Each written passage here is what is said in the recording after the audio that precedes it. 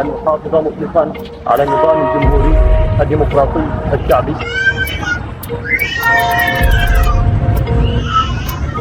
জনগণের স্বার্থ রক্ষা করা এবং মাতৃভূমির নিরাপত্তা নিশ্চিত করা। তুরস্কের সমুদ্র সৈকতে একজন উদ্ধারকারীর কোলে একটি প্রাণহীন শিশু। আমরা দামেস্ক ফিরে পেয়েছি। দামেস্ক ফিরে এসেছে, এর মানে কি বুঝেন?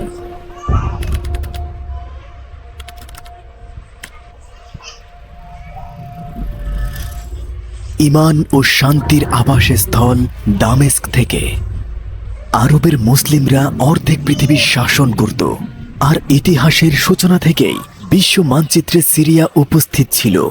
বিশ্বের প্রাচীনতম বসতি এবং মুসলিম বিশ্বের রাজধানী ছিল দামেস্কের কেন্দ্রবিন্দু। অনেক জাতীয় সভ্যতা এখানে রাজত্ব করেছিল। আরামীয় এবং সুমেরীয়দের দিয়ে শুরু করে সেলুসিড, অ্যাসিরিয়ান, রোমান ও আরো অনেকে। ইসলামী শাসনের অধীনে এই স্বর্ণযুগের সমাপ্তি ঘটে উমাইয়া রাজবংশের সময়। সেই সময়কালে ইসলামের প্রভাব ব্যাপকভাবে প্রসার লাভ করে, যা পূর্ব দিকে বিস্তৃত হয়ে ইরান, ভারত, মধ্য এশিয়া এবং চীনের কিছু অংশ এবং পশ্চিমে উত্তর আফ্রিকা, আন্দালুসিয়া, স্পেন, পর্তুগাল এবং দক্ষিণ ফ্রান্সকে অন্তর্ভুক্ত করে। সময়ের পরিক্রমায় এবং বিভিন্ন ঘটনাবলীর মধ্য দিয়ে উমাইয়া রাজ্যের পতন ঘটলে আব্বাসীয়, আইয়ুবী, মামলুক এবং অন্যান্য রাজবংশের হাত ঘুরে অবশেষে অটোমান শাসকের কাছে এই রাজত্ব স্থির হয়। 1918 সাল পর্যন্ত এই শাসন টিকে ছিল। প্রথম বিশ্বযুদ্ধে যখন অটোমান সাম্রাজ্য পরাজিত হলো, তখন এর ভূমি এবং লুণ্ঠিত মাল বিজয়ীরা ভাগ করে নিল। সিরিয়া এবং লেবাননকে ফরাসিরা নিজেদের বলে দাবি করল। লেবানন এবং সিরিয়া দখলের মাধ্যমে লেবানন এবং সিরিয়ায় ফরাসি দখলদারিত্বের সূচনা ঘটে। 1920 সালে প্রথম বিশ্বযুদ্ধে অটোমানদের পরাজয়ের পর সিরিয়াকে ফ্রান্স দখল করে নেয়। ফরাসি ম্যান্ডেটের পরিবর্তে সিরিয়ায় স্বায়ত্তশাসন প্রতিষ্ঠা করে। সংখ্যাগরিষ্ঠদের দুর্বল করে সংখ্যালঘুদের ক্ষমতায়নের জন্য ফরাসি ঔপনিবেশিক প্রশাসন একটি নীতি বাস্তবায়নে উদ্যোগ নেয়। তারা সাম্প্রদায়িকতার ভিত্তির উপর নির্ভর করে একটি সেনাবাহিনী তৈরি করেছিল। 26 বছরের সংগ্রামের পর 1946 সালে ফ্রান্স সিরিয়া ত্যাগ করতে বাধ্য হয়। এটি পরাজিত এবং বিভ্রান্ত মানুষদের একটি ছবি। তবে সংখ্যালঘুদের ক্ষমতায়নের জন্য তৈরি এই সাম্প্রদায়িক বাহিনী স্বাধীনতার পর সিরিয়ার সামরিক বাহিনীর ভিত্তি হয়ে ওঠে। 63 সালের অভ্যুত্থানের মাধ্যমে বাথ পার্টির ক্ষমতায় আগমন ঘটলে রাজনৈতিক বিশৃঙ্খলার আরেক নতুন পর্বের সূচনা ঘটে। সিরিয়ার এমন কার্যকলাপে মধ্যপ্রাচ্যের উত্তেজনা বাড়তে পারে। 1967 সালের গোলান মালভূমি হারানোর মাধ্যমে অবশেষে এই বিশৃঙ্খলার সমাপ্তি ঘটে। গোলান তৎকালীন প্রতিরক্ষা মন্ত্রী হাফেজ আল আসাদের অধীনে ছিল। গোলানকে তিনি অনেকটাই নিজ উদ্যোগেই সমর্পণ করেছিলেন এবং নিজের বাহিনীকে সেখান থেকে সরে যাওয়ার নির্দেশ দিয়েছিলেন। 1970 সালে সিরিয়ার ক্ষমতা দখল করেন। 1970 সালে রক্তপাতহীন এক অভ্যুত্থানের মাধ্যমে আসাদ সরকারের আবির্ভাব ঘটে। রাষ্ট্র পরিচালনায় সাম্প্রদায়িক রীতিনীতি প্রয়োগ করেছিলেন। তিনি আলাউদ সম্প্রদায়ের পক্ষপাতী এবং এর সদস্যদের সামরিক ও সরকারের সর্বোচ্চ পদে নিয়োগ দেন। সমাজ নিয়ন্ত্রণের জন্য হাফেজ নিজ দলকে ব্যবহার করেছিল। তিনি তার শাসন প্রতিষ্ঠা করতে বাথ পার্টি এবং এর সাংগঠনিক কাঠামোগুলোকে কাজে লাগান। সমস্ত বিরোধী এবং সমালোচকদের নির্মমভাবে দমন করেন। 1971 সালে তার শাসন ব্যবস্থা রক্ষার জন্য তারই ভাই কসাই রিফাত আল আসাদের নেতৃত্বে প্রতিরক্ষা ব্রিগেড প্রতিষ্ঠা করেন। পরবর্তীতে এই বাহিনী 1984 সালে তার ছেলে মাহেরের নেতৃত্বে 4th ডিভিশনে পরিণত হয়। 1980 সালে কসাই রিফাত তাদমুর কারাগারে একটি গণহত্যা চালায়। হাজারেরও বেশি ইসলামপন্থী বন্দীর জীবন কেড়ে নেয়। 1982 সালে ইসলামপন্থীদের সাথে সংঘাত তীব্রতর হওয়ার সাথে সাথে কসাই রিফাত বিক্ষোভের শক্ত ঘাঁটি হামা শহর অবরোধ করে নেয়।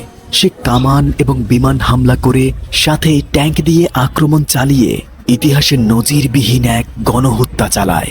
তার হিংস্র বাহিনী হত্যা, মামলা, নির্যাতন এবং পুরো 1 মাস ধরে বর্বরতা চালিয়ে 20,000-এরও বেশি হত্যা সহ একটি বিধ্বস্ত শহর রেখে গেছে। হামা এবং সিরিয়ার জনগণের হৃদয়ে এক গভীর ক্ষত, যা নিরাময় সহজ নয়। 1982 সালে হামা শহরটিকে বিলীন করে দেওয়া হয়। কমপক্ষে 10,000 মানুষ নিহত হয়।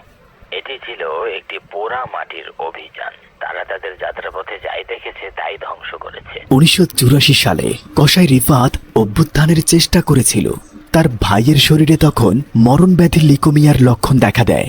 অভ্যুত্থান ব্যর্থ হয় এবং রিফাতকে নির্বাসিত করা হয়। পাচার করা কোটি কোটি ডলার নিয়ে ইউরোপীয় দেশগুলোতে ঘুরে বেড়াতো। টাউন হাউস একটি দুর্গ, লিওতে বিশাল অফিস স্পেস। রিফাত আল আসাদের ফরাসি সম্পদের তালিকা বেশ দীর্ঘ ছিল। 11 জুন 2000 সাল। শহরের সব রাস্তা কানায় কানায় পূর্ণ। প্রেসিডেন্ট হাফেজ আল আসাদ সবে মাত্র মারা গেছেন। লিউকেমিয়ার সাথে দীর্ঘ লড়াইয়ের পর 2000 সালে হাফেজ আল আসাদ মারা যান এবং তার ছেলে বাশার দায়িত্ব গ্রহণ করেন। একটি সংসদীয় অধিবেশনে তাড়াহুড়ো করে ন্যূনতম বয়স সংশোধন করা হয়। কম বয়সী বাশারকে ক্ষমতা গ্রহণের অনুমতি দেওয়া হয় এবং জনগণের স্বার্থ রক্ষার জন্য বাশার ক্ষমতা গ্রহণ করে এবং আসাদ পরিবারের শাসনের এক নতুন অধ্যায় শুরু হয়। স্বৈরশাসন পদ্ধতি অব্যাহত রেখে বিরোধীদের দমন করে দেশের সম্পদ লুট করে ক্ষমতায় বিস্তার ঘটাতে লাগলো। তার অনুগতদের সুবিধা দিল। তারা শহরের বাচ্চারা তাদের স্কুলের দেওয়ালে স্লোগান লিখে শাসন ব্যবস্থা পতনের ডাক দিয়েছে। তোমার পালা এসে গেছে ডাক্তার, এবং শাসন ব্যবস্থা উৎখাত করতে চাই। 2011 সালে জনমত বাড়ার সাথে সাথে আরব বসন্তের হাওয়া বইতে লাগলো। তারায় বিক্ষোভ শুরু হয়, কিন্তু শাসন ব্যবস্থা তার স্বভাব অনুসারে দমন ও সহিংসতার পথ অনুসরণ করে। তারাই মানুষকে হত্যা করছে কেন? বেশ কয়েক মাস পরে শাসন ব্যবস্থা পরিপূর্ণ বিক্ষোভের মুখোমুখি হলে তা গুলিবর্ষণ করে দমানোর চেষ্টা করা হয়। প্রতিদিন কয়েক ডজন মানুষ হত্যা করা হয়। এই হত্যাকাণ্ড শান্তিপূর্ণ বিক্ষোভকারীদের অস্ত্র হাতে তুলে নিতে বাধ্য করে। শাসন ব্যবস্থার বিরুদ্ধে এক সশস্ত্র বিপ্লব শুরু হয়। এই বিপ্লব দ্রুত সিরিয়ার শহর ও জনপদে ছড়িয়ে পড়ে। রক্তাক্ত একদিনে কমপক্ষে 75 জন নিহত হয়েছে। এটি বাশার আল আসাদের সরকারের বিরুদ্ধে গণতন্ত্রপন্থীদের বিক্ষোভ। শাসক গোষ্ঠীর সেনাবাহিনীর হাজার হাজার সৈন্য সে বিপ্লবে যোগদান করেছিল। তারা নিজেদের ফ্রি সিরিয়ান আর্মি নামে পরিচয় দেয়। বিপ্লব শুরু হওয়ার 2 বছরের মধ্যে শহর ও গ্রামীণ এলাকা বিরোধীদের নিয়ন্ত্রণে ছিল। বিরোধীদের অগ্রযাত্রার প্রতিক্রিয়ায় সিরিয়ার সরকার ভয়াবহ গণহত্যা চালিয়েছে। রিফ দিমাশকের গোতায় রাসায়নিক বোমা হামলা চালিয়েছে। এই আক্রমণে 1000-এরও বেশি মানুষ নিহত হয়। শত শত শিশু ও মহিলা প্রাণ হারায়। এমন দৃশ্য পুরো বিশ্বের বিবেককে নাড়া দিয়েছিল। শাসক গোষ্ঠীর সামরিক নৃশংসতার মুখোমুখি হয়ে অনেক মানুষ দেশ ছেড়ে পালিয়েছে, যার ফলে সিরিয়ার জনসংখ্যার প্রায় অর্ধেক বিশ্বজুড়ে আজ শরণার্থী ও বাস্তুচ্যুত মানুষ। ইরান ও তার মিলিশিয়ারা, বিশেষ করে হিজবুল্লাহ, এই সংঘাতে হস্তক্ষেপ করেছিল। নতুন উপদলেরও আবির্ভাব ঘটেছে, যার মধ্যে আছে ISIS, সিরিয়ান ডেমোক্রেটিক ফোর্সেস সহ অন্যান্য ইসলামিক গোষ্ঠী। এই বাহিনীর প্রবেশের সাথে সাথে পরিস্থিতি ক্রমশ জটিল হয়ে ওঠে। সিরিয়া গোয়েন্দা সংস্থাগুলির যুদ্ধক্ষেত্রে পরিণত হয়, আর শাসক গোষ্ঠীর ক্ষমতা উল্লেখযোগ্য হারে হ্রাস পায়। সিরিয়ার গৃহযুদ্ধে জড়িয়ে পড়ে। তবে 2015 সালের সেপ্টেম্বরে রাশিয়ার সামরিক হস্তক্ষেপ সিরিয়ার শাসনের পক্ষে একটি গুরুত্বপূর্ণ ফ্যাক্টর হয়ে ওঠে। বিরোধী নিয়ন্ত্রিত শহরগুলিতে রাশিয়া অবিরাম বিমান হামলা চালিয়েছে। স্কুল, হাসপাতাল এবং গুরুত্বপূর্ণ অবকাঠামো ধ্বংস করেছে। ঘটনা এক নতুন মোড় নিল। স্থলে এবং আকাশে পাল্টা আক্রমণ শুরু হলো। রাশিয়া এবং ইরানি মিলিশিয়া, বিশেষ করে হিজবুল্লাহর মতো গোষ্ঠীগুলোর সহায়তা পেল আসাদ সরকার। যদিও আজকাল তারা সিরিয়ার যুদ্ধ করছে এবং মারা যাচ্ছে, অথচ এটা ছিল অন্য কারো যুদ্ধ। রাশিয়ানরা এবং সিরিয়ার শাসক গোষ্ঠী মিলে ঘরবাড়ি, ফসল এবং জীবন ধ্বংস করেছে। শহর ও নগরে হাজার হাজার টন বিস্ফোরক ফেলেছে। এর ফলে বিদ্রোহী গোষ্ঠী রাশিয়ানদের সাথে আলোচনায় বসতে বাধ্য হয়। উত্তর পশ্চিম সিরিয়ার ইদলিবের দিকে তারা স্থানান্তর হতে বাধ্য হয়। এখানেই বেশিরভাগ বিপ্লবী শক্তি পরে একত্রিত হয়েছিল। এই যুদ্ধ এখন শুধু গণতন্ত্রের জন্য নয়, বরং পুরো আলেপ্পোকে মুক্ত করার যুদ্ধ। 2016 সালের শেষে আলেপ্পোর যুদ্ধ যেন সিরিয়ার বিপ্লবের মহাকাব্যের শেষ অধ্যায়ের প্রতিনিধিত্ব করে। সংঘর্ষের তীব্রতা কমে গেলেও আলোচনা জোরদার হয়। দ্বন্দ্বের সমাধান খোঁজা হয়। সময় মনে হচ্ছিল যেন সবকিছু হঠাৎ থমকে গেছে। পুরো বিশ্ব যেন সিরিয়ার ট্র্যাজেডির কথা ভুলেই গিয়েছিল।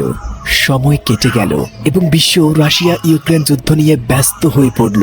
এইদিকে ইরান তার অভ্যন্তরীণ ও আঞ্চলিক সমস্যায় ব্যস্ত। লেবানন ও সিরিয়ায় ইরানি মিলিশিয়ানরাও নানামুখী সংকটের সম্মুখীন হয়। বিপ্লবীরা যে সুযোগের জন্য এতদিন অপেক্ষা করেছিল তার পথ যেন প্রশস্ত হয়ে উঠেছে।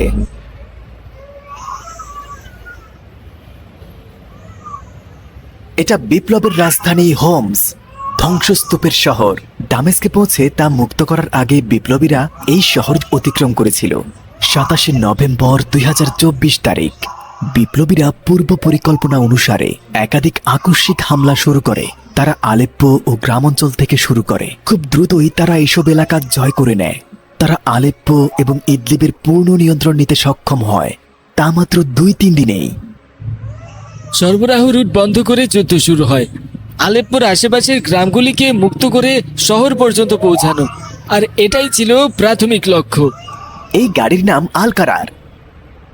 যুদ্ধের সময় এই গাড়িটি বেশি ব্যবহৃত হয়েছিল। এটা লোকালি তৈরি একটি টয়োটা পিকআপ ট্রাক। এটা বেশ ভালোভাবেই তৈরি করা হয়েছিল, আর যুদ্ধের সময় যোদ্ধারা এর ভেতরেই বসত, কারণ এটাতে অস্ত্র বহন করে মুভ করা খুব সহজ ছিল। এই শাসন ব্যবস্থাকে পরাজিত করার ক্ষেত্রে কিছু অবাক করা বিষয় ছিল। যুদ্ধের বেশ কয়েকটি ফ্রন্ট ছিল, কিন্তু এক ফ্রন্টের যোদ্ধারা অন্য ফ্রন্ট সম্পর্কে জানতো না। সবগুলোই ফ্রন্ট কড়া গোপনীয়তা মেনে চলে। সামরিক কর্মী হিসেবে আমরা প্রত্যেকেই আমাদের নিজস্ব ফ্রন্টে বিশেষজ্ঞ ছিলাম এবং বাকিদের সম্পর্কে কিছুই জানতাম না। আমাদের সবার নির্দিষ্ট লক্ষ্য ছিল। গোপনে যুদ্ধ করেছিলেন? হ্যাঁ। বিপ্লবীরা দুটি ফ্রন্টে হামার দিকে অগ্রসর হয়েছিল। বিমান হামলা এড়াতে একাধিক রুট ব্যবহার করা হয়েছে। পথে একের পর এক শহর তারা জয় করতে থাকে। তারা দ্রুত সারাকিবের দিকে অগ্রসর হতে লাগলো, মাররাত আল লোমান এবং খাল শাইখুনের গ্রাম অঞ্চলের দিকে। আলেপ্পোতে তাদের মিশন শেষ করার পর এবং পূর্ণ নিয়ন্ত্রণ নিশ্চিত করার পর হামার ফটকে ইতিমধ্যেই যোদ্ধাদের খুঁজে বের করার প্রস্তুতি শুরু হয়। যোদ্ধারা হামায় পৌঁছালো। হামার কাছে ভয়াবহ যুদ্ধের পর, বিশেষ করে জায়ান আল আবেদিন পর্বতে বিপ্লবীরা শহরের নিয়ন্ত্রণ নিতে সক্ষম হয়। জায়ান আল আবেদিন পর্বতে তীব্র এক যুদ্ধ সংঘটিত হয়। শাসক গোষ্ঠী তার সর্বশক্তি দিয়ে এটি ধরে রাখার চেষ্টা করেছিল। এটা ছিল তার শক্তির মূল কেন্দ্র, কিন্তু আল্লাহর রহমতে তারা টিকতে পারেনি। জায়ান আল আবেদিন জয় করতে পারলে আসাদের পতন সহজ হয়ে যাবে, তাই পাহাড়ে এক ভয়াবহ যুদ্ধ সংঘটিত হলো। এই যুদ্ধ জয় করেই বিপ্লবীরা দামেস্কের দিকে আগাতে থাকে। বিপ্লবের প্রতি জনগণের আস্থা ছিল, যা আমাদের দারুণ সাহায্য করেছে এবং আসাদ শাসনে এটি উল্লেখযোগ্য দুর্বলতা তৈরি করেছে। আমাদের যোদ্ধারা সামালিয়া শহর থেকে কাফরা নামক পাহাড়ের দিকে প্রবেশ করেছিল। আরো সংখ্যক যোদ্ধা কাফরা পর্বতের দিকে রওনা হলেন এবং হামার পিছনে অবস্থান নেয়। শাসক গোষ্ঠীর ব্যারিকেড দ্রুত ভেঙে পড়ে এবং আমরা হামা অতিক্রম করি। এর ফলে হোমস ও দামেস্কের রাস্তা আমাদের জন্য সহজ হয়ে গেল। হোমস, যা সমস্ত সিরিয়ার সংযোগস্থলের মূল কেন্দ্রবিন্দু, বিপ্লবীরা সেই দিকে অগ্রসর হতে থাকলো। উপকূলীয় অঞ্চলকে দামেস্কের সাথে সংযুক্তকারী একটি গুরুত্বপূর্ণ যোগাযোগ স্থল হলো হোমস। যখন আমরা হোমসের কাছাকাছি পৌঁছালাম, তখন শাসক গোষ্ঠীর সরবরাহ লাইনগুলি দুর্বল হয়ে পড়েছিল এবং সিরিয়া থেকে বাশারের পালানো কঠিন হয়ে যায়। ইতিমধ্যে ধারার যোদ্ধারা দক্ষিণের জন্য একটি অপারেশন রুম তৈরি করে। শাসক গোষ্ঠীর দুর্বল হয়ে যাওয়া বাহিনীর বাকিদের সাথে এক তুমুল সংঘর্ষের পর হোমস দখল করা হয় এবং দামেস্কের রাস্তা খুলে দেওয়া হয়। বিজয় এখন প্রায় সুনিশ্চিত। বিপ্লবীদের দল তখন উপকূলের দিকে অগ্রসর হলো এবং বাকিরা আহমেদ আল সারার নেতৃত্বে দামেস্কের দিকে অগ্রসর হলো। 2024 সালের 8 ডিসেম্বর তারা দামেস্কে প্রবেশ করে। আসাদ আতঙ্কে পালিয়ে যায় এবং শাসন ব্যবস্থার পতন ঘটে। এক বিন্দু রক্ত না ঝরিয়ে বিপ্লবীরা শহরে প্রবেশ করে। আমরা অবিশ্বাস্যভাবে দামেস্কে পৌঁছে গেলাম। বিশ্বাসই হচ্ছিল না আমি দামেস্কের রাস্তা দিয়ে হেঁটে যাচ্ছি। আপনি দামেস্কে কতদিন পরে এসেছেন? 13 বছর। 13 বছর ধরে দামেস্কে আসেননি? না, দামেস্কের জনগণ আমাদের বিজয়ী হিসেবে স্বাগত জানিয়েছে। তারা উল্লাস করতে লাগলো, স্লোগান দিতে লাগলো, আনন্দের সাথে উদযাপন করতে লাগলো। আলহামদুলিল্লাহ। আর অত্যাচারী রাষ্ট্রপতির ছবি ছিঁড়ে ফেললো। আজ সবাই মুক্ত। আলহামদুলিল্লাহ, সবাই আজ খুশি এবং অনেক আনন্দিত। শাসন ব্যবস্থার প্রধান কাপুরুষ যত সম্পদ বহন করতে পারত তা নিয়ে ভীত ইঁদুরের মতো পালিয়ে গেল। অথচ এই সিরিয়াকে সে এক সময় নিজের ব্যক্তিগত সম্পত্তি দাবি করেছিল। সে তার অনুগত লোকদের নিজের ভাগ্যের উপর ছেড়ে দিয়ে একাই পালিয়ে গেল। দেখুন, তারা সব জিনিসপত্র ফেলে পালিয়ে গেছে। দেখুন তারা সব ফেলে পালিয়ে গেছে। আর এইভাবেই সিরিয়ার ঐতিহাসিক কাহিনীর শেষ অধ্যায়ের সমাপ্তি ঘটল। 60 বছরেরও বেশি সময় ধরে চলা এক দুঃস্বপ্নের পর অবশেষে মানুষ আজ স্বস্তির নিঃশ্বাস নিতে পারল। তারা যেন এমন এক কারাগারে ছিল যেখানে দেখা করা নিষিদ্ধ। এই চিত্র যেন বিপর্যয়ের বিশালতা, ভয়ানক এক ট্র্যাজেডি এবং অপরাধী চক্রের রেখে যাওয়া ধ্বংসের চিহ্ন। এখন পুনর্নির্মাণ এবং ক্ষত নিরাময়ের সময়। নতুন সিরিয়ায় নতুন সূচনার পথ প্রশস্ত করার সময়। একটি স্বাধীন সম্মানের সিরিয়া, সভ্যতা ও ইতিহাস, সুখময় দিন আর সবুজ গাছগাছালির সিরিয়া। মাথা উঁচু করে বাঁচবে তুমি সিরিয়ান। হোমসের জন্য ভালোবাসা রইল। হোমস থেকে জোহাতাব। আলাউদ্দিন জীবন, নরিয়ারাও, আলাসি স্কোয়ার, উরন্তেস নদী এখন সব আমার। আজ সবাই মুক্ত। আমরা হোমসে ফিরে এসেছি, বিজয় হয়ে ফিরে এসেছি। আলহামদুলিল্লাহ।